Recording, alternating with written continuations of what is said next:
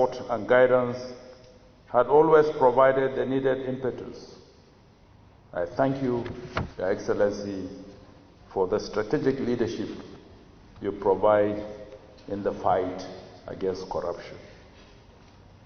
As I welcome all of us to the 3rd National Anti-Corruption Summit, I want to use this opportunity to commend all the anti-corruption agencies for the progress being made in this very necessary campaign that will see Nigeria having more resources which would have hitherto been unscrupulously diverted to tackle our development challenges.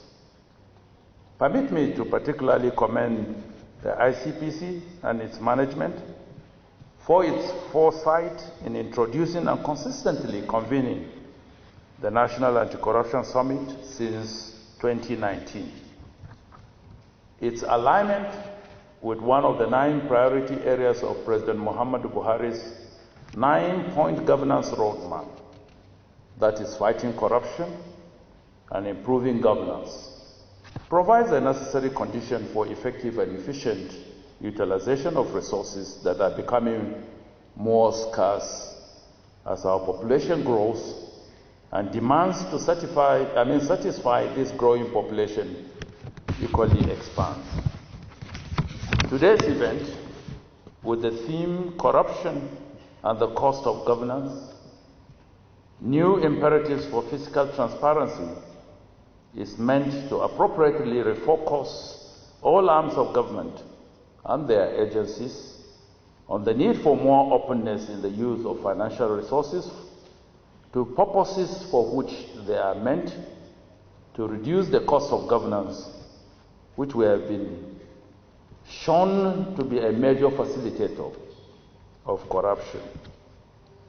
Your Excellency, sir, distinguished guests, ladies and gentlemen, it is incontrovertible to say that the dual objectives of this summit, self-assessment as a government and the Public Service Integrity Award, was designed to strengthen the fight against corruption and encourage citizens, especially youths, to imbibe the principles of integrity, selflessness, and accountability.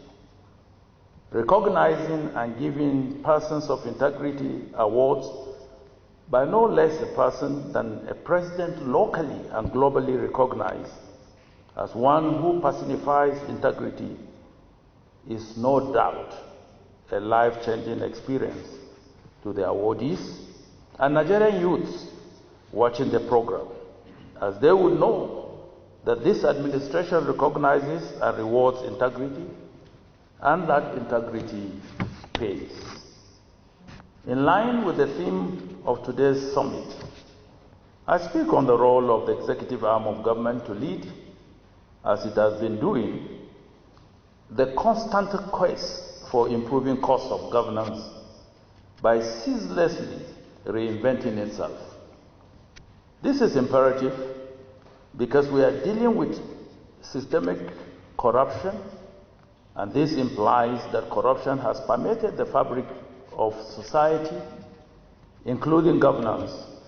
Thus, the institutionalization of corrupt practices in the machinery of governance must be ruthlessly rooted out. Systemic corruption prevents government from maximizing its potential of providing good governance for the people. With available little resources, especially at this time of the COVID-19 pandemic, which is ravaging the world and also disrupting economic activities.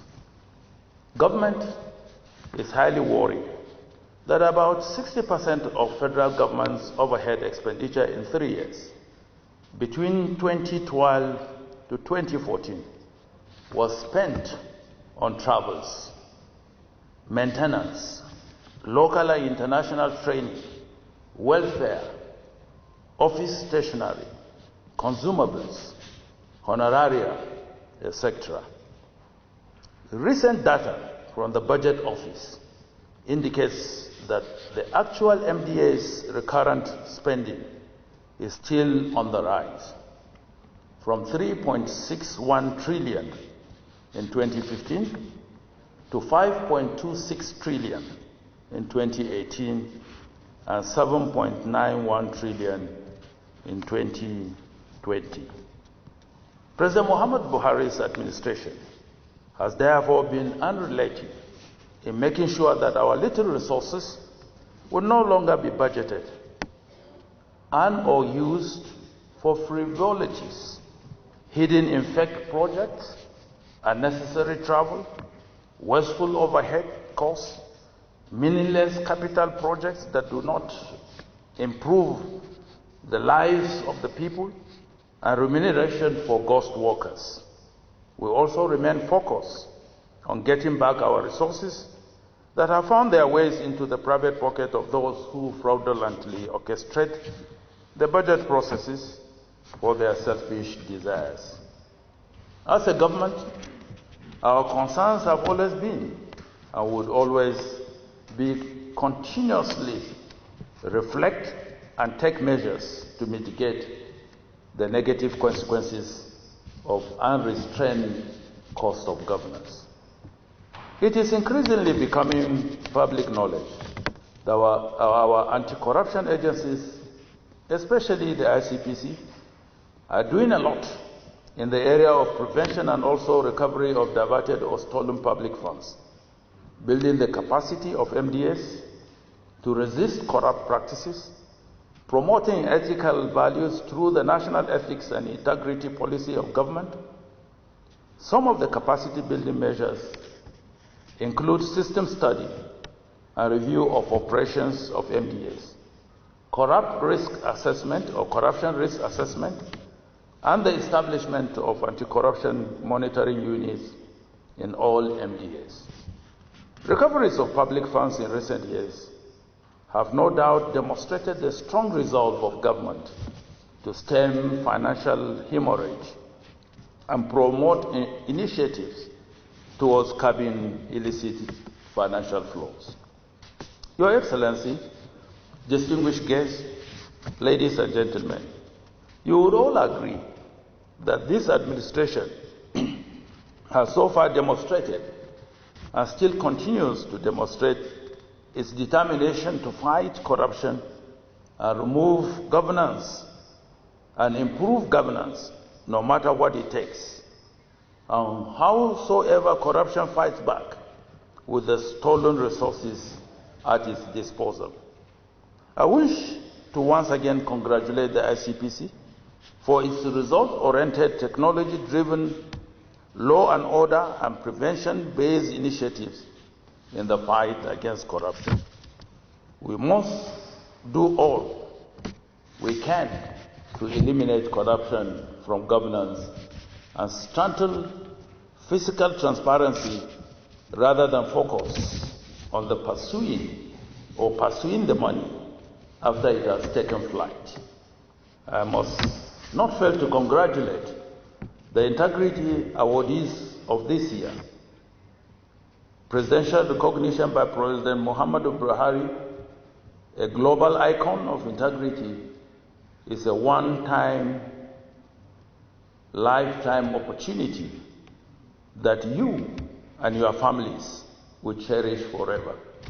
Finally, I would like to urge all members of the public to support the anti-corruption agencies in their fight against graft, because the fight against corruption is a collective responsibility for all of us, irrespective of the status and the offices we occupy.